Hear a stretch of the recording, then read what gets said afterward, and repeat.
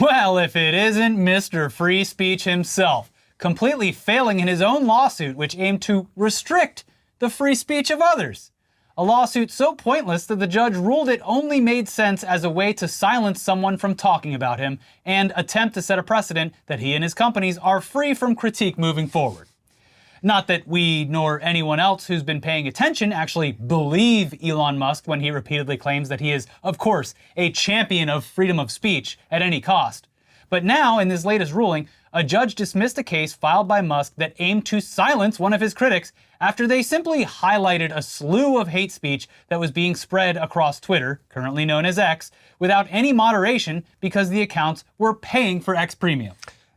Yeah, so we covered the original story here when it was playing out last year, but here's a brief refresher.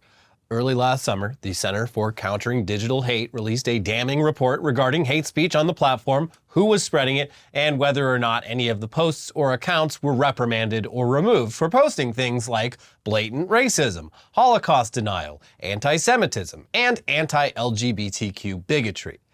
From their original research paper published in June, new research shows that Twitter fails to act on 99% of hate posted by Twitter Blue subscribers, suggesting that the platform is allowing them to break its rules with impunity and is even algorithmically boosting their toxic tweets.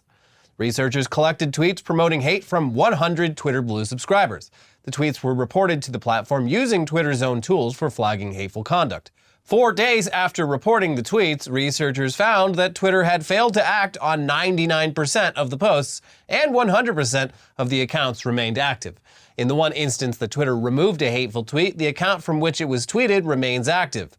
The research not only raises concerns that Twitter Blue users can get away with tweeting hateful content, but that they also benefit from algorithmic amplification as a result of their paid subscriptions, which, not only are they saying bad things, they're getting it boosted by the algorithm. And it would be one thing, oh wow, that's crazy. No, you don't need even to see the data behind this. If you just are simply on X for any period of time, you see this to be demonstrably true. Yeah. And I saw this amazing, someone did a test just like yesterday or the day before, where they tweeted hey, the next couple tweets are gonna be a little weird, please disregard, I'm doing a test. And it was just like, I hate cis people, I hate gay people, I hate trans people, I hate black people.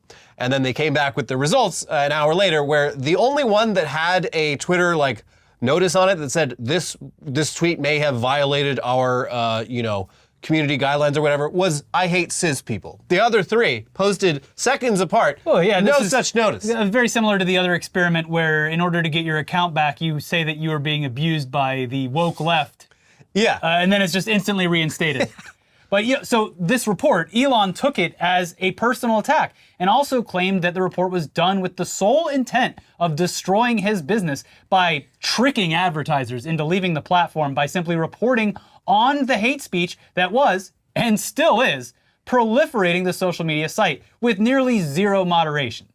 The hate speech was already there, growing rapidly, and in many cases being boosted by an algorithm that prioritized those paid accounts. The CCDH simply pointed this out, a bunch of large advertisers saw this, and also, I don't know, like Elliot said, just maybe browsed around on Elon's new pet project for a few minutes, before then deciding to pull back on some of their marketing spend. Elon filed a lawsuit against the CCDH a few weeks after the report was published, and here's NBC News at the time that this all happened. The lawsuit, filed in U.S. District Court for the Northern District of California, accuses the Center for Countering Digital Hate, CCDH, of orchestrating a scare campaign to drive away advertisers from the X platform by publishing research reports claiming that the social media service failed to take action against hateful posts. In the filing, lawyers for X Corp alleged that the CCDH carried out a series of unlawful acts designed to improperly gain access to protected X Corp data needed by CCDH so that it could cherry pick from the hundreds of millions of posts made each day on X and falsely claim it had statistical support showing the platform is overwhelmed with harmful content. The complaint specifically accuses the nonprofit group of breach of contract, violating federal computer fraud law, intentional interference with contractual relations, and inducing breach of contract. So at the time, the CCDH called the lawsuit filed against them straight out of the authoritarian playbook. And they claimed that Musk was clearly trying to shoot the messenger who highlighted the toxic content on his platform. Well, it's been about 8 months since that lawsuit was filed, and, well, a judge threw it out of court. And in justifying their decision, said that Elon Musk had filed with the intention of silencing and punishing his critics. Yeah, the judge is like, yeah, so this is a slap suit. Yeah. You filed a slap suit. We have laws against this, so... And of course, this is very ironic for a guy who claims to support freedom of speech at any cost, which again, we all knew was bullshit anyway. It's freedom of speech for him and people who agree with him, but not for anyone else. Here's the Washington Post with more on the failed lawsuit. A federal judge in California on Monday threw out the entirety of a lawsuit by Elon Musk's ex against the nonprofit Center for Countering Digital Hate, ruling that the lawsuit was an attempt to silence X's critics. Quote, X Corp's motivation in bringing the case is evident, U.S. District Judge Charles R. Breyer wrote in a 52-page ruling. X Corp has brought this case in order to punish CCDH for CCDH publications that criticized X Corp, and perhaps in order to dissuade others who might wish to engage in such criticism. Are any of you shocked at hearing this? Because we're not. It's just nice to finally have it validated in the court of law, in the public record. Not that that matters to any Musk let the sycophants. record state this man is a petty bitch who loves drama.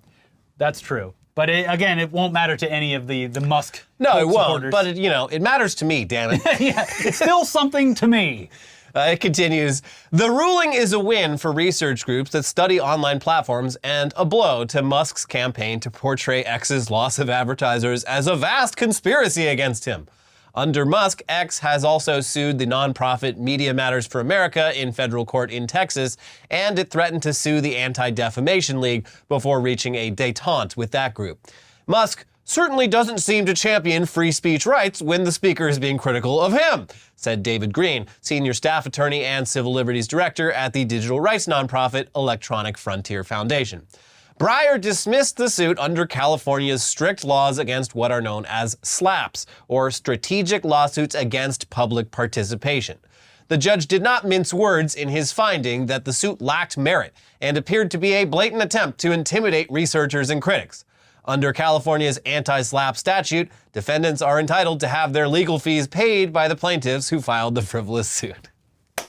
So pay up, Elon. Yeah. Elon's going to have to pay for all the court costs for this lawsuit, which is very funny. And it's probably like a decent chunk of money because when you're being sued by a billionaire, like, and you know, put up quite a defense. even if you know in your heart that you are in the right, like you're going to be spending some money on, representation. A waste of the court's time, which could be doing much better things.